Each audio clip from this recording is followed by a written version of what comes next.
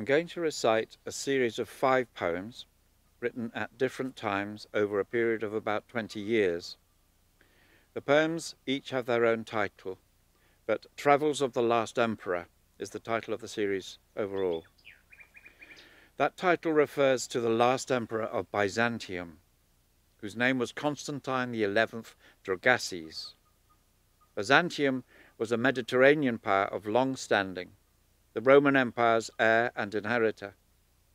Between them, these two empires had spanned many centuries, and their capital city, Constantinople, was known across medieval Europe simply as the Great City. When it fell to the Turks in 1453, Constantine Dragasses chose an anonymous death on the walls.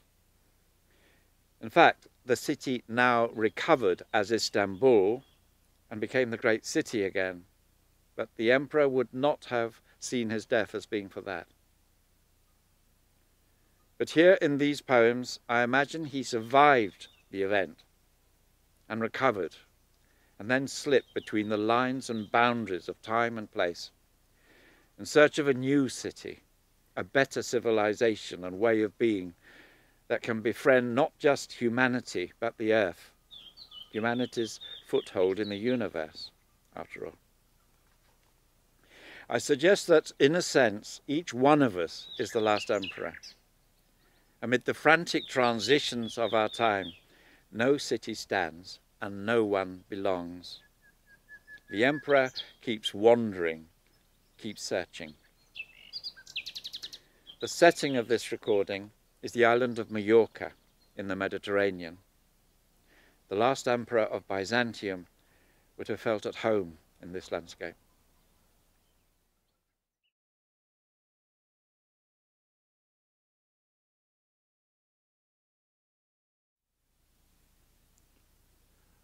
Who will be the last emperor?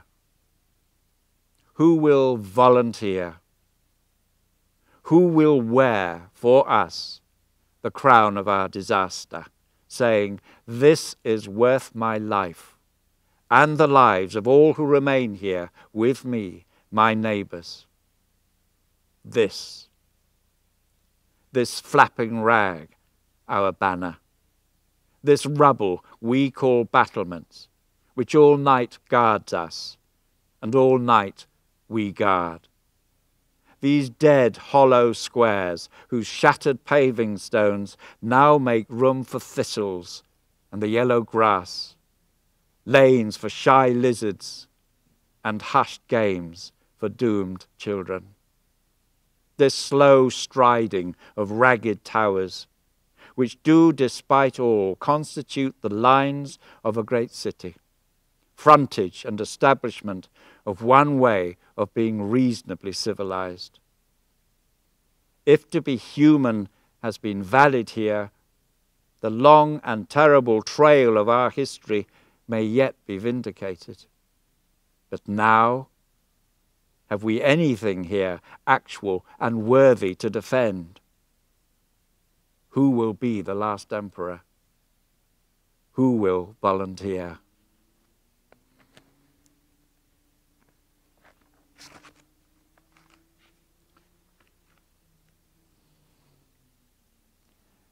The last emperor is still praying at Mistras, there on the hill where the nuns sing. Where the emperor is, our value is centered. There, in him, all our hope lies. Our history, where we belong, he is. So let his place be here. He and the city are one identity, here to die. The last emperor still prays at Mistras, there on the hill where the nuns sing.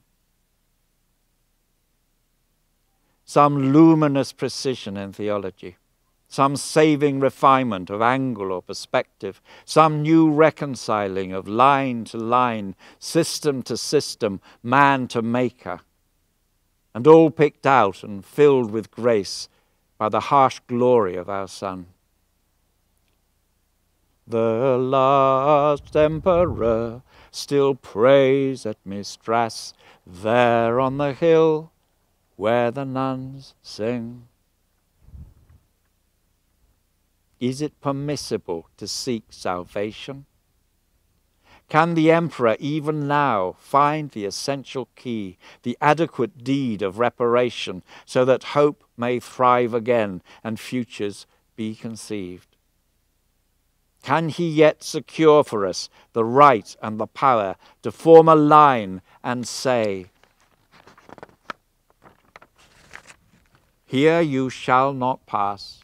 At this point we stand. This we stand for, and it belongs." The last emperor is still praying at Mistras, there on the hill where the nuns sing. Monemvasia, soul entry, solitary road, where the hawk still rides the lion's great head, and the wild shepherd gentles his flock down the brown hillside to the bay. And here the emperor threads his way, out of the silence of the hills, that eternal sweet scent of oregano, those empty tortoise shells, down to where the sea flickers and booms in its golden bowl. The last emperor finds his way.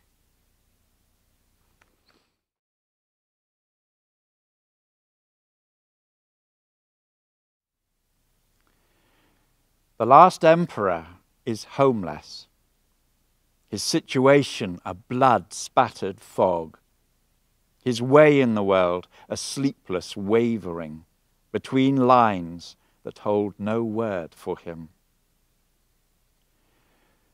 What fires remain to the homeless, that we may keep them burning?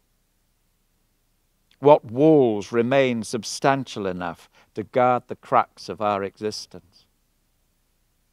This is where the emperor belongs, supporting those who keep station at the borders of our dark grounding, where all begins and all may meet. Ulysses, that wily sea captain, heads for Penelope like a crab. He knows that sidling crosswise from one violet island to another is the only way he'll get home. So the last emperor, wandering clear of his ruined city, learns in his agony that no direction is essential. He has feet, now slipperless. He has ground, now a square foot or two, and he can stand. All he has to do now is make it to the next moment. This strategy of floating, of riding an isolate wave crest, of drifting like an exiled cavalier from island to island, from flot to jet, seems a sound construction for our dismembered world. Or is it just dread of taking part? The last emperor no longer shines in company. There's blood all over him, long dried. He brings a staff with him, tipped with goat's horn, and employs it to probe cautiously all round him, in case his feet do further harm through inharmonious stumbling. The emperor has lost his slippers. He has lost his walls. He has lost his only place and meaning in the world. His station has deserted him. He wanders like a windy skeleton through the enemy's holding of Thrace and Anatolia. So let him learn immediately the art of cobbling, how to build walls no horde can encircle, how to secure a place in the world no force will indispose, how to magic hope and meaning from an empty prairie. These plain, sweet breezes of Thrace and Anatolia. It is the loss of ties that sends the emperor into free fall, the old bindings dismantled, the substance and place that once he could assume. His meaning has fled from him. Without ties, without place, there is only the falling free. The emperor shrieks as he falls away, but even shrieks have an ending. The shrieks end, and now there's nothing of him except his falling. The emperor still breathes. He tries a movement of his hand and makes it. He can survive. Meaningless and falling, the emperor lives on. Beware of him. His touch is icy. Might it be a matter then of bringing the last emperor in from the cold? If so, there's a problem. We have nowhere to bring him in to. Nothing sure, nothing habitual, no firm place of human assembly now survives in the world. The world is happening so quickly, none of us can belong to it anymore. The emperor is falling, but so are we all. Let icy hand, then, for hope and comfort's sake, reach with care for icy hand.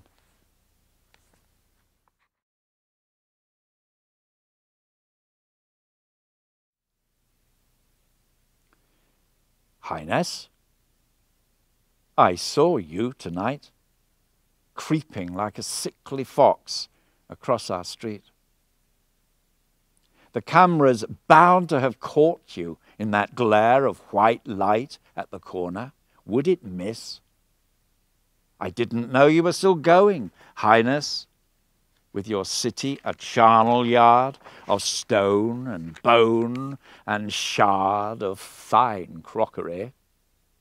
There you presided. Can death be worse than this? Between our blurred and broken lines, the fox is worth picking out.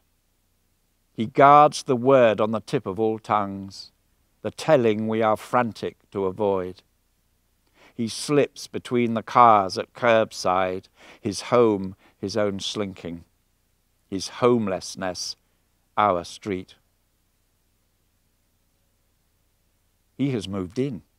I heard him last night, scuffling by the open window, emasculating my arrangements there. This morning, as I put the garden back together again, I knew he was watching me from my window.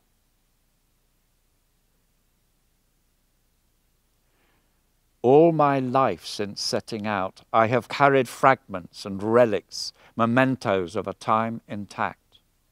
The city is fallen, undone and irretrievable.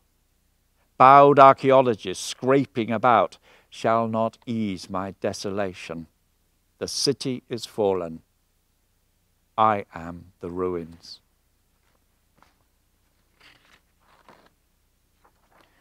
He makes grin his mask, and he spins in the air his stink, and lightly sleeps, and lightly he shits. He has no shame in his matter. His game is defiance of death. There are real advantages to being nowhere, no when, no profile on the radar screen. I am the broken emperor. So when I materialize, surface breaks, cues scatter, and mouths gape in wild surmise.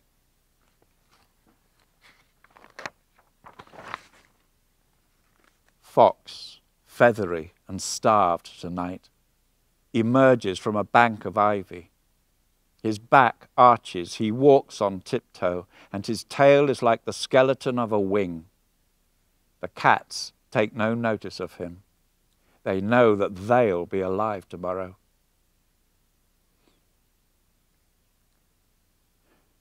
The stillness of the voice on Sinai foxed Moses.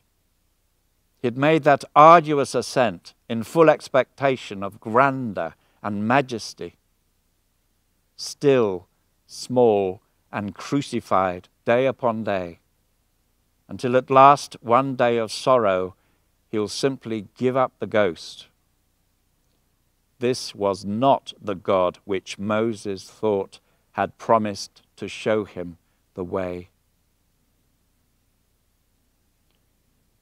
Cities in the desert, picked over by camera and crow. History grows dim. The present points to sorrow.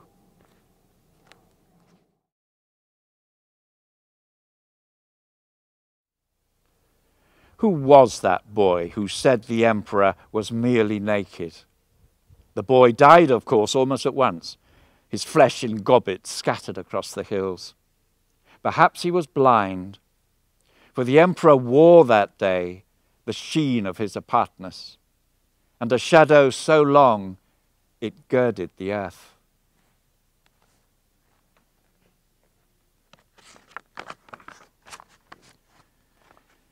Have at you, Highness, clear of the multitudes, free of the robes. You're just quarry now, shoulders bare and shining ahead. Fair game. We'll paddle in you, Your Excellency. You'll do us good. A young fox, most of his fur missing, pads the ridge of the garden wall. He knows he doesn't belong here, and to survive the night, he must glide to perfection between each holding. He must slide with precision around each lit space. That wide-eyed small boy who proclaimed the obvious to his neighbors didn't live long enough to see the truth. That truth is unendurable. But learning you've bowed for years to a lie can drive you to murder.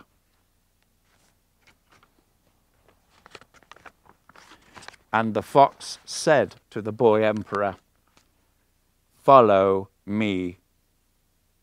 Let me guide you through my web of shadow to where the truth lies hidden, precarious as an embryo. Let us sidle together."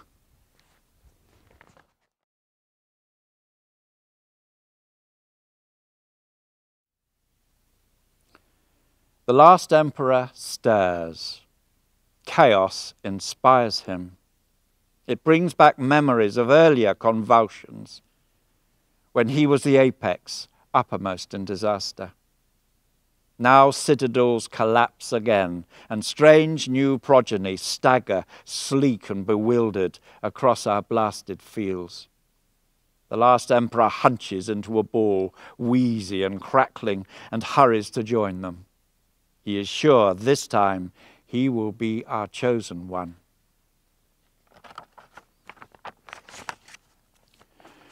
But what is there left to say? It has all been used up. All the great redemptive words fizzed and burned out almost the instant they entered time, and for millennia they've hung in countless rooms like lumps of raw clay, twisted and remodeled to ennoble and justify the frets and furies that have always been. But the last emperor has no need of hope. He lost it ages back, amongst the paraphernalia of cities and face and full diaries. This is child's play. Oh, yes, indeed, there's nothing left to say. He sings to himself happily. Against the odds, another chance. Against all the odds, another chance. Let's try. The last emperor confided, resting his feet, reaching for the water jug. I had a cheering thought today.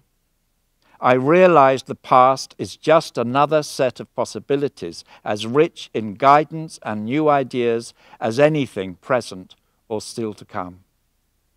The dead may still belong in the dance.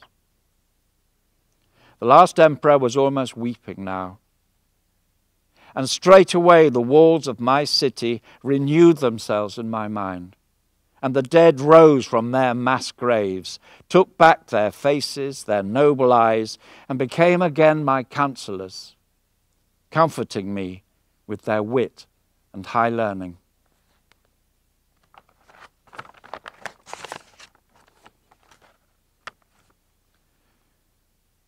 When the great city fell all those years ago, the emperor had to give up communicating with crowds.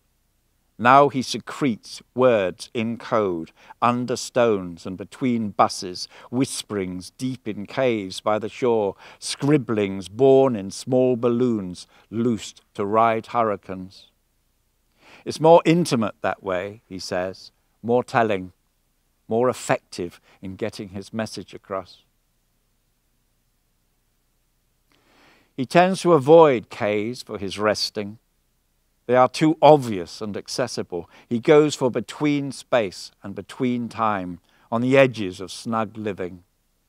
Fly tips do well, for instance, or gaps between fences in the more established parts of suburbia, where arguments over boundaries can open things up a bit. Allotment huts have proved satisfactory, shared with the odd fox or down and out,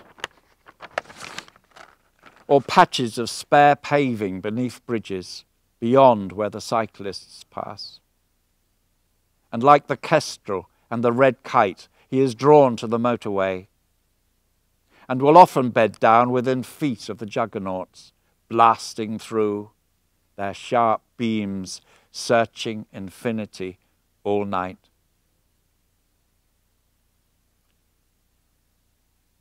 Since the last emperor lost his name, he's been invisible. He asks himself, does it matter where I place myself if no one can find me there? He wanders from city to quiet fastness, and there's no difference except in the impact on him. No one knows he has gone, and no one takes note of his arrival. Yet on the mountain trail, he adds a small stone to each cairn he passes. There is no name on it, and no one will know he placed it there. But the stones will continue to serve and guide once the emperor is dead. I've learned to be an invisible servant, says the last emperor to himself.